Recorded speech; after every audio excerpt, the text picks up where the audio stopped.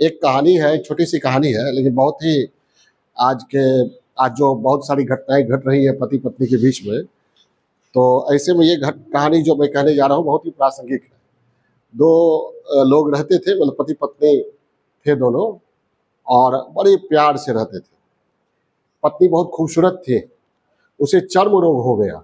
धीरे धीरे उसकी खूबसूरती बिगड़ने लगी, और इसी बीच उसका पति किसी काम के सिलसिले में परदेश गया, दुर्घटनाग्रस्त हो गया, वह अंधा होकर लौटा। और लेकिन दोनों के प्यार में कोई कमी नहीं आई। पति और पत्नी में प्यार बना रहा, दोस्त दोनों एक दूसरे का देखभाल करते रहे। लेकिन पत्नी की बीमारी बढ़ती चली गई, और अंत में चर्म रोग इतना ज़्यादा बढ़ गया कि पत्नी स्वर्गवास हो गई, मर गई। और पत्नी का अंतिम संस्कार करके उस शहर को छोड़ने के लिए आगे बढ़ा। उसे लगा कि इस शहर में मेरे पत्नी की याद है, इसलिए यहाँ रहना हमारे लिए काफ़ी दुखद होगा। उसने शहर छोड़ने का निर्णय लिया। तो उसके एक रिश्तेदार ने कहा, तुम शहर छोड़कर जाओगे कहाँ? अभी तक तो तुम्हारा मार्गदर्शन तुम्हारी पत्नी करती रही है, तुम अंधे हो।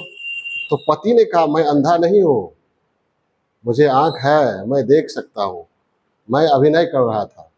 क्योंकि अगर पत्नी यह जानती कि मेरे चर्म रोग की बीमारी और मेरी ढलती खूबसूरती को मेरा पति देख रहा है, तो उसे उसकी बीमारी से ज़्यादा उसे दर्द होता। इसलिए मैंने स्वयं को अंधा बना लिया। ठीक है। और उस पति ने कहा कि मैं अपनी पत्नी की खूबसूरती से प्यार नहीं करता था।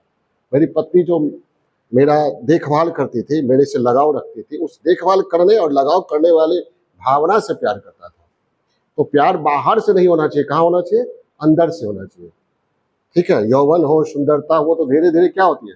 ढलती चली जाती है, लेकिन दिल और आत्मा की अक्षुण्णता बरकरार रहती है।